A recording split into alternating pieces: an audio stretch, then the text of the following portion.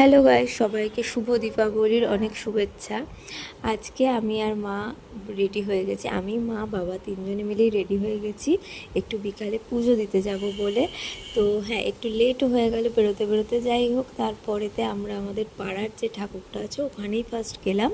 ওখানে রক্ষাকালী পুজো হয়, তো ওখানে একদম রাত্রিবেলা 9টা-10টা থেকে পুজো শুরু হবে।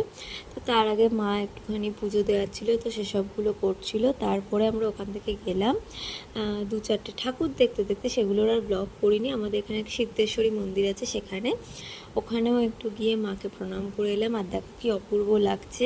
তারপরে এই প্যান্ডেলটা দেখতে গেছিলাম, এটাও খুব সুন্দর করেছে। আমাদের এখানকারই একটা ক্লাবের প্যান্ডেল, সম্মিলনী বলে। আর এটা হচ্ছে তার ঠাকুরটা, অসাধারণ করেছে। তো ওটাও একটু দেখে নিলাম। নিয়ে তারপর আর একটা ঠাকুরও এখানের খুব ভালো লেগেছে আমার, সেটা হলো বীণাপাণি।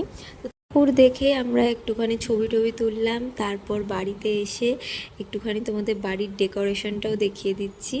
তো কেমন লাগছে কমেন্ট করে জানাতে ভুলো না। আর কোন করে তোমরা কারা কারা আসবে ঠাকুর দেখতে সেটাও বলো।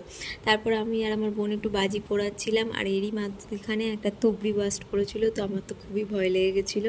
এই ফার্স্ট টাইম এরকম কিছু হলো আমার সাথে। যাই হোক, তোমরাও কিন্তু খুব সাবধানে ধীরে সুস্থে বাজি পুড়িও। আর ভিডিওটা ভালো লাগলে লাইক, কমেন্ট, শেয়ার, সাবস্ক্রাইব করে দিও। দেখা হবে নেক্সট ভিডিওতে। টাটা।